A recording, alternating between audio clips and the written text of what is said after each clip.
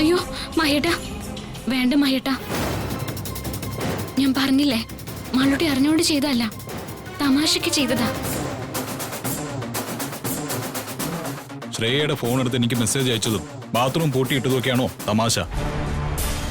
അവൾക്ക് നല്ല അടിയുടെ കുറവുണ്ട്. ഇക്കാര്യം എനിക്ക് വിട്ടേക്ക്, ഞാൻ അവളോട് സമാധാനത്തോടെ സംസാരിക്കാം. ഇപ്പൊ മഹേട്ട മാളുനോട് ഇതേപ്പറ്റി ചോദിക്കരുത്.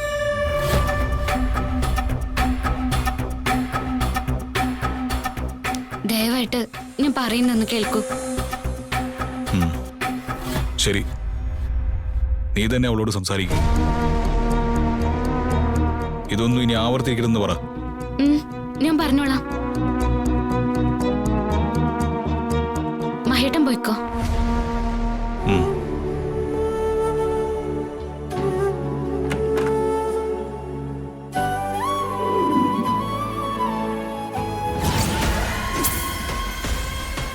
ഇവളെല്ലായിടത്തും കയറി ഇടപെടുവാണല്ലോ. ഇതിനൊരു അവസാനം കണ്ടേ പറ്റൂ.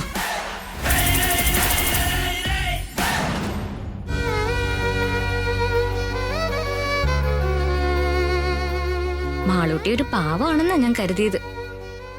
എന്നോട് ഇങ്ങനെ ചെയ്തോണ്ടേ എനിക്ക് മാളൂട്ടിയോട് ദേഷ്യമൊന്നുമില്ല. മാളൂട്ടി എന്ത് ചെയ്താലും എനിക്ക് മാളൂട്ടിയോട് ദേഷ്യം തോന്നുകയില്ല.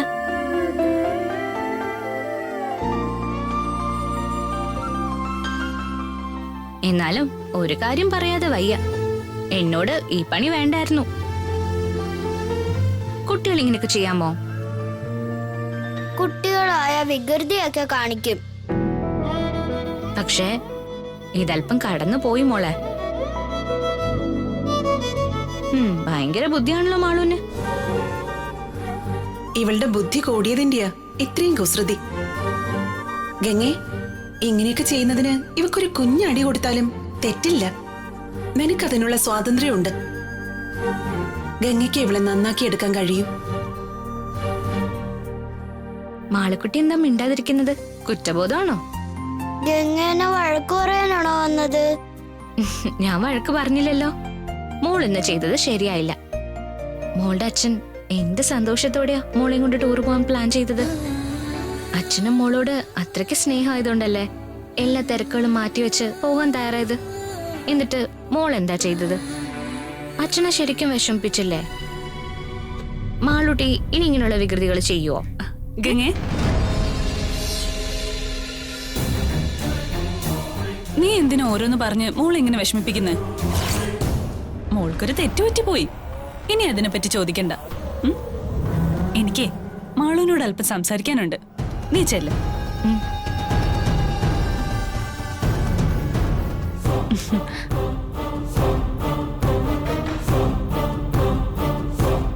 എല്ലാ കുഴപ്പങ്ങളും ഉണ്ടാക്കി വെച്ചിട്ട് അവളുടെ ഇരിപ്പ് കണ്ടില്ലേ? ഈ പ്രായത്തിലെ ബുദ്ധി ഇതാണെങ്കിൽ ഈ കുട്ടിപ്പിശാച് കുറച്ചുകൂടെ വളരുമ്പോ എന്തായിരിക്കും?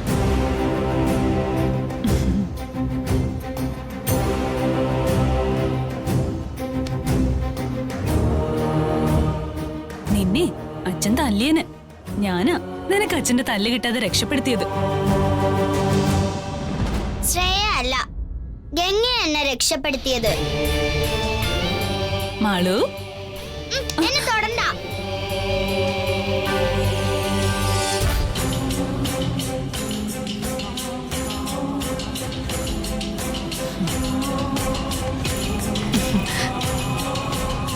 മോൾ എന്തിനാ എന്നോടിങ്ങനെ സംസാരിക്കുന്നേ? ഞാൻ നിന്റെ അമ്മയല്ലേ? അല്ല, എന്റെ അമ്മ ഗൗരിയാ. നിന്റെ ഗൗരിയമ്മ മരിച്ചുപോയില്ലേ? മരിച്ചുപോയ അമ്മയെ കൊണ്ട് നിനക്ക് എന്താ പ്രയോജനം? ഗൗരി വരുമോ നിന്നെ ഉറക്കാൻ? നിന്നെ ഊട്ടാൻ വരുമോ നിന്റെ അമ്മ?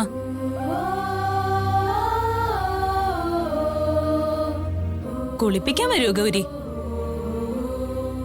നിന്നെ ഒരുക്കി സ്കൂളിൽ വിടാൻ വരുമോ?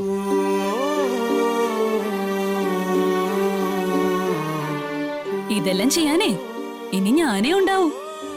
അതിനാ നിന്റെ അച്ഛനെ ഞാൻ കല്യാണം കഴിക്കുന്നെ. മനസ്സിലായോ നിനക്ക്? എണീറ്റ് പോ, എനിക്ക് കേക്കണ്ട.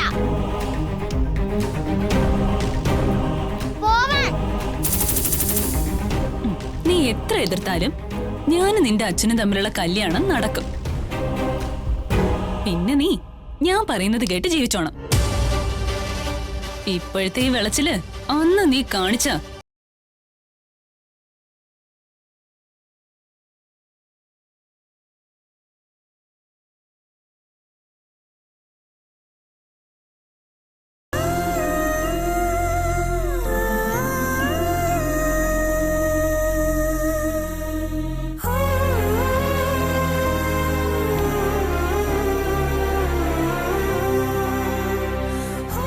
അമ്മേ, ശ്രേയ പറഞ്ഞ പോലെ നടക്കുവോ? ശ്രേയ മഹിയെ കല്യാണം കഴിക്കോ? എനിക്ക് പേടിയാവുന്നു. ഇല്ല മോളെ, അമ്മയുള്ളിടത്തോളം കാലം അത് നടക്കില്ല.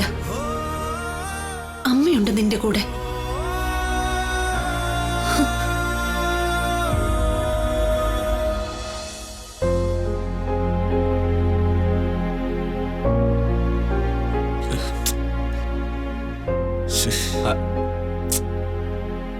നീ എന്തിനതൊക്കെ തന്നെ ചെയ്യാൻ ശ്രമിക്കുന്നത്? ആരെങ്കിലും ഒന്ന് സഹായത്തിന് വിളിച്ചൂടെ? മഹി, മനുഷ്യനൊരു സാമൂഹ്യ ജീവിയാണ്. ആർക്കും ഈ ലോകത്ത് ഒറ്റയ്ക്ക് സർവൈവ് ചെയ്യാനൊന്നും പറ്റില്ല. ആരുടെങ്കിലും ഒരു സഹായം ചോദിച്ചെന്ന് വെച്ച് ഒന്നും നഷ്ടപ്പെടുകയില്ല. ഹാ, എന്ത് പറഞ്ഞാലും നിന്റെ പുഞ്ചിരി മറുപടി പറയണ്ടല്ലോ. എടാ, നമ്മളായിട്ട് ആരെയും വെറുതെ ബുദ്ധിമുട്ടിക്കാൻ പാടില്ല. വയ്യാതിരിക്കുമ്പോ സഹായിക്കുന്നതൊന്നും ബുദ്ധിമുട്ടായിട്ട് നല്ല മനസ്സുള്ളവർക്ക് തോന്നില്ല മഹി. ഇതൊരു താൽക്കാലിക സെറ്റപ്പാ. എത്രയും പെട്ടെന്ന് ഹോസ്പിറ്റലിൽ പോയി ഡോക്ടറെ കാണണം. സ്റ്റിച്ച് ഇടാൻ മാത്രമുള്ള മുറിവുണ്ടോ? ഏയ്, അത്രയ്ക്കൊന്നുമില്ല. ചെറുതായിട്ടൊന്ന് പോറിയിട്ടേ ഉള്ളൂ. 2 ദിവസം കഴിയുമ്പോൾ മാറിക്കോളും. അറിഞ്ഞിടത്തോളം എല്ലാത്തിനും നീ ഗംഗയോട് നന്ദി പറയേണ്ടത്. അവളില്ലായിരുന്നെങ്കിൽ നീ എന്ത് ചെയ്തേനെ? അവളുണ്ടായത് കൊണ്ടല്ലേ ഈ പ്രശ്നം തന്നെ ഉണ്ടായത്. അതെ, എന്നാലും വഴക്കുണ്ടായപ്പോ അവള് നിന്നെ ഹെൽപ്പ് ചെയ്തില്ലേ? അപ്പൊ താങ്ക്സ് പറഞ്ഞേ പറ്റൂ. ശരി, ഞാൻ പറഞ്ഞോളാം. ഇപ്പോ നീ എനിക്ക് ഹെൽപ്പ് ചെയ്യും. എന്താ? എന്റെ ആ പാന്റിന്റെ പോക്കറ്റില് ഫോണുണ്ട്, അതൊന്നെടുത്ത്. അത്രേ ഉള്ളൂ.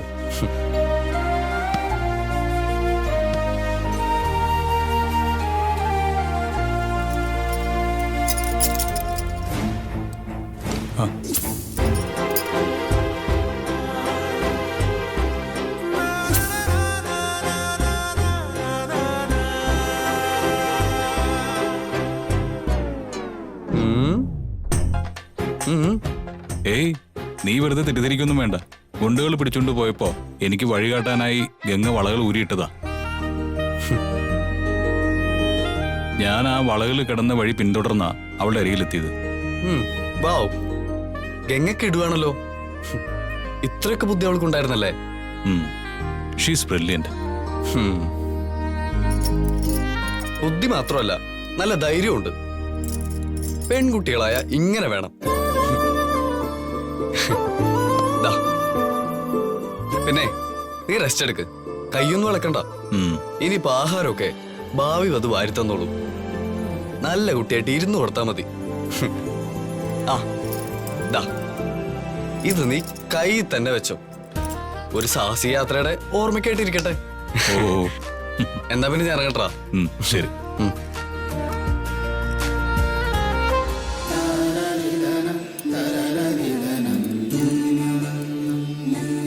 മുത്തശ്ശി, നീ എന്താ മോളെ വിളിക്കാതിരുന്നത്? ഞാൻ വിളിച്ചിട്ടും ഫോൺ എടുക്കുന്നില്ല. അത്രയ്ക്ക് തിരക്കാണോ നിനക്ക് അവിടെ? അത് മുത്തശ്ശി, ഇവിടെ കൊറേ സംഭവങ്ങൾ ഉണ്ടായി. അതാ എനിക്ക് വിളിക്കാൻ പറ്റാത്തത്.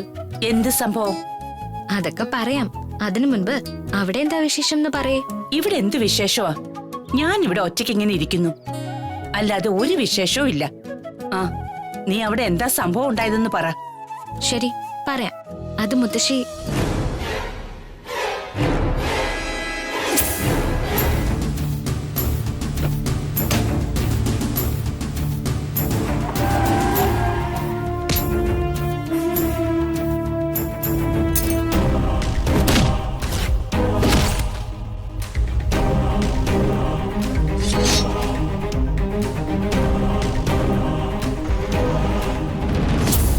ഇതൊക്കെ ഇവിടെ സംഭവിച്ചത്.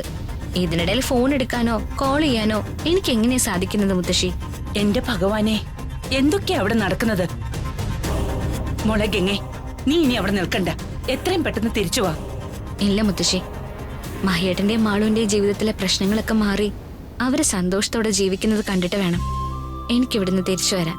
ഞാൻ പറയുന്നത് നീ ഒന്ന് മനസ്സിലാക്കും മോളെ. ഇല്ല മുത്തശ്ശി, എന്റെ ഈ തീരുമാനത്തില് ഒരു മാറ്റവും ഇല്ല.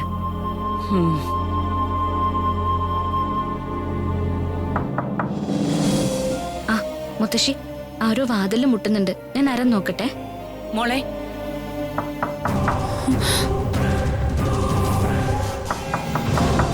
മഹിയേട്ടൻ എന്തിനാ ഗംഗയുടെ വാതിലിൽ മുട്ടുന്നേ?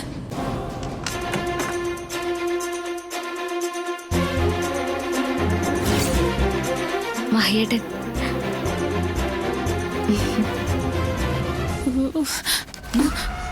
എന്താ ശ്രേയ നീ ഇങ്ങനെ നോക്കി നിൽക്കുന്നേ? അമ്മ, മഹിയേട്ടൻ ഗംഗയുടെ മുറിയിൽ വന്നിരിക്കുന്നു. എന്തിന്? ആർക്കറിയാം.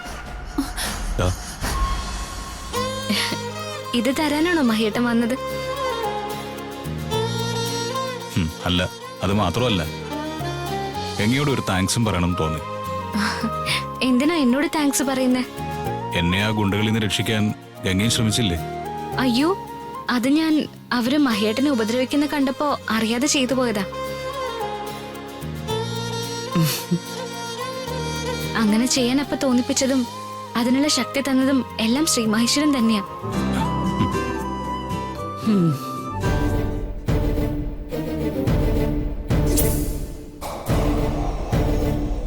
ആ, എന്തായാലും ഞാൻ കരുതിയതുപോലെ ഒന്നും അല്ല ഗംഗ. ആളെ കണ്ട ഇത്രയ്ക്ക് ധൈര്യമൊക്കെ ഉണ്ടെന്ന് തോന്നില്ല. ശരിക്കും താനൊരു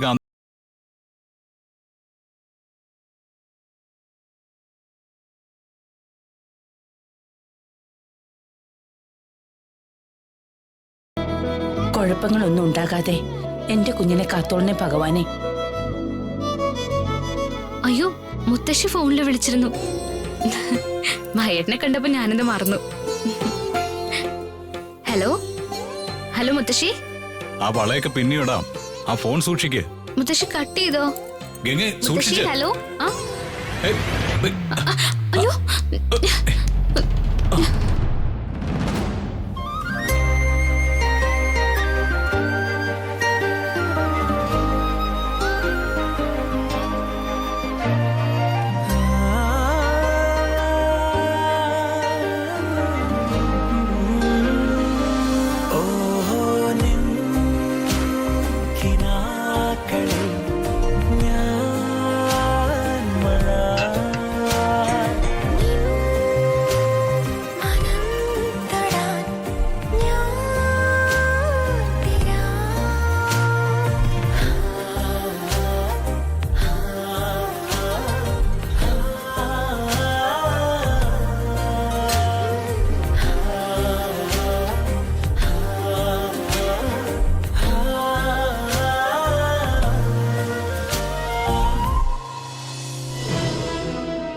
ഫോൺ സൂക്ഷിക്കാൻ പറഞ്ഞാ താഴെ ഇടുക ചെയ്യാ. മഹേട്ടാ, എന്നോട് ആരെങ്കിലും സൂക്ഷിക്കണമെന്ന് പറഞ്ഞാല് എന്റെ കയ്യിൽ നിന്ന് താഴെ പോവും. അതെപ്പോഴും അങ്ങനെയാ. മോളെ സൂക്ഷിച്ച്.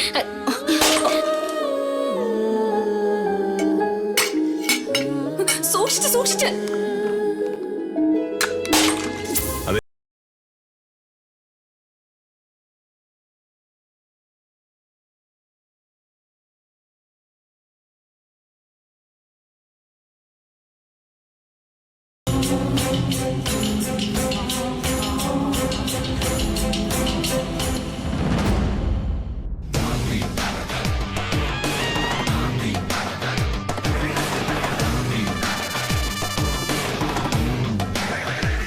എത്രയും പെട്ടെന്ന് കല്യാണം നടത്താൻ എന്തെങ്കിലും ചെയ്തേ പറ്റൂ അമ്മേ. അതെ.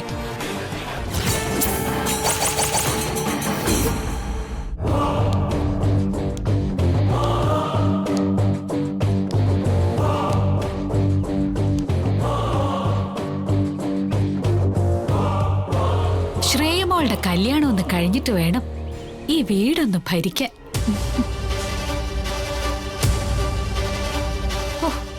ആ മഹിയൊന്ന് വേഗം കല്യാണത്തിന് സമ്മതിച്ചാ മതിയായിരുന്നു. ഞാൻ വിചാരിച്ചതുപോലെ കാര്യങ്ങൾ നടന്ന പിന്നെ ദേവയാനിയുടെ സ്ഥാനത്ത് ഈ വീട് ഭരിക്കുന്നത് ഞാനായിരിക്കും. ഓം ശക്തി അങ്കാള പരമേശ്വരി തായേ, മാരിയമ്മ മുത്തുമാരിയമ്മ, പമ്പാവോസയിൽ പിറந்தவளே തായേ, മധുര മീനാക്ഷി, കാഞ്ചി കാമാക്ഷി, എൻ മലവാരത്തമ്മ ദേവിയേ. ഡോ. ആ. ആ. ഇതെന്താ എങ്ങോട്ടാ ഇടിച്ചേറി വരുന്നേ? ഇവിടെ ഒന്നും വേണ്ട, പോയെ പോയെ. അമ്മ തായേ, ഭാവി ഭൂതം വർത്തമാനം എല്ലാം കറക്റ്റാ സൊല്ലും. നിജം നിജമാ സൊല്ലും. ഇവിടെ ഒരു ഭാവിയും വേണ്ട, ഭൂതവും വേണ്ട. ആവശ്യത്തിന് ഭൂതവും പ്രേതവും പിശാചും ഒക്കെ ഇതിനകത്തുണ്ട്. തൽക്കാലം അത് മതി. പോയെ പോയെ പോയെ. അങ്ങനെ പറയല്ലേ തായേ, ഇത് എന്നോട കുലത്തൊഴിൽ. ഞാൻ പറയുന്നത് സത്യമാണെങ്കിൽ മാത്രം ദക്ഷിണ തന്നാ മതി തായേ. പ്രാണി മാതിരി അഴകായിരിക്കുന്ന എന്താ മൂഞ്ചിയാലേ ഇല്ല എന്ന വാക്ക് ചൊല്ലക്കൂടാതെ. ശരി, അങ്ങനെയാണെങ്കിൽ ഞാൻ എന്റെ ആവശ്യം പറയാം. ആ അതിനുള്ള സൂത്രം എന്തെങ്കിലും തന്റെ കയ്യിലുണ്ടോ എന്ന് പറ. സൊല്ലുങ്കമ്മ. എന്റെ മോളുടെ കല്യാണം പെട്ടെന്ന് നടക്കണം. നിശ്ചയം കഴിഞ്ഞിട്ടും പയ്യനൊരു താല്പര്യം കാണിക്കുന്നില്ല. പല കാരണങ്ങൾ കൊണ്ട് കല്യാണം നീണ്ടു നീണ്ടു പോവാ. അപ്പടിയാ? അതുക്കിപ്പോ ഇருக்கு. ഇത് പാരുങ്കമ്മ.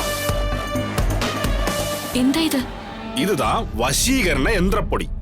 വശീകരണ യന്ത്രപ്പൊടിയോ? ആമാ. ഇത് പാലിലോ ചായയിലോ വെറും വെള്ളത്തിലോ കലക്കി കൊടുത്താ പയ്യെ പൊണ്ണെ സുറ്റി സുറ്റി വരും. ആണോ? നിജമാ, സത്യമാ വരുമ്മ. നീങ്ക ഇത് കൊടുത്തു പാറ്. പയ്യൻ 2 നാളുക്കുള്ള കല്യാണത്തിന് കടം പിടിപ്പാ. എന്താ? പെട്ടെന്ന് കല്യാണം വേണോന്ന് പറയും. ഉറപ്പാണോ? ഉറപ്പ്. ഒരു വാട്ടി കൊടുത്തു പാറുങ്കോ. ഞാൻ 3 നാള് കഴിഞ്ഞു വരാം. അപ്പൊ കല്യാണത്തിക്ക് ഡേറ്റ് അമ്മ ഏങ്കിട്ട സൊല്ലുവേ. ശരി, എന്നാ പിന്നെ ഇതെനിക്ക് തന്നേക്ക്. ശരി അമ്മ. മനസ്സ് നിറഞ്ഞ് 2000 രൂപ ദക്ഷിണ കൊടുക്കും. അപ്പത്താ ഇതൊക്കെ ഫലം കിടക്കും. ഇപ്പൊ കൊണ്ടുവരാം.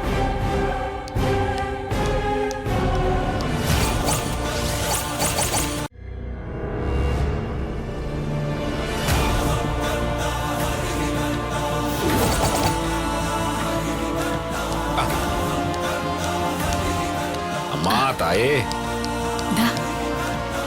2000 ഉണ്ട്. നല്ലത് നടക്കും. കുലദേവതേ, നിജത്തെ കാപ്പാത്ത് തായേ. അപ്പൊ പോയിട്ട് വരട്ടമാ.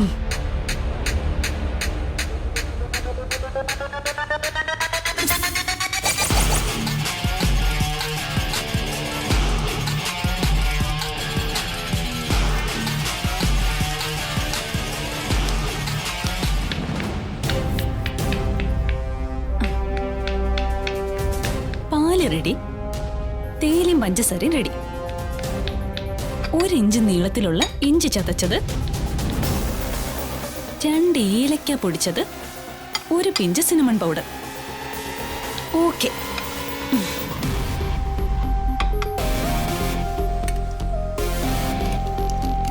ശ്രേയ, നീ എന്താ ഇവിടെ നിൽക്കുന്നേ?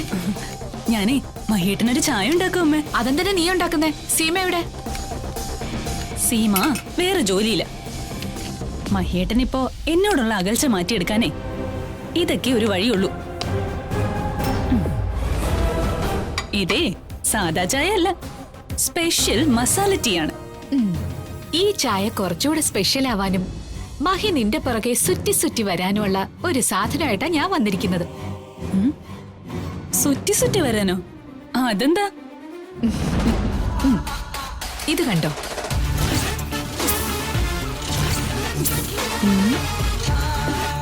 എന്താ ഇത്? ഇതാണ് വശീകരണപ്പൊടി. ഇത് നീ ചായയിൽ കലക്കി കൊടുത്താ പിന്നെ മഹി നിന്റെ പുറകിന്ന് മാറില്ല. ചായ കുടിച്ചു കഴിഞ്ഞാ അപ്പ കല്യാണം നടത്തണമെന്ന് പറയും. അത്രയ്ക്ക് എഫക്റ്റാ. ആണോ അമ്മേ? ആ, ദേ പാല് കളിക്കുന്നു. നീ തേയിലയിട. അല്ല, അമ്മയ്ക്കിത് എവിടെ നിന്ന് കിട്ടിയേ? ഒരു കൈനോട്ടക്കാരൻ വന്നിരുന്നു. അയാൾ എന്നെ കണ്ടപ്പോഴേ ഇവിടുത്തെ കാര്യങ്ങളെല്ലാം എന്നോട് ഇങ്ങോട്ട് പറഞ്ഞു. ഞാൻ ശരിക്കും ഞെട്ടിപ്പോയി. പിന്നെ ഞാൻ നിന്റെ കാര്യം പറഞ്ഞു. സംസാരിച്ചു വന്നപ്പോഴാ ഇങ്ങനെ ഒരു പൊടിയുടെ കാര്യം പറഞ്ഞത്. ഇത് നീ മഹിക്ക് കൊടുക്കുന്നു, മഹി നിന്റെ പിറകെ വരുന്നു. കല്യാണം പെട്ടെന്ന് നടത്തണമെന്ന് മഹി തന്നെ പറയുന്നു. എങ്ങനെയുണ്ട്?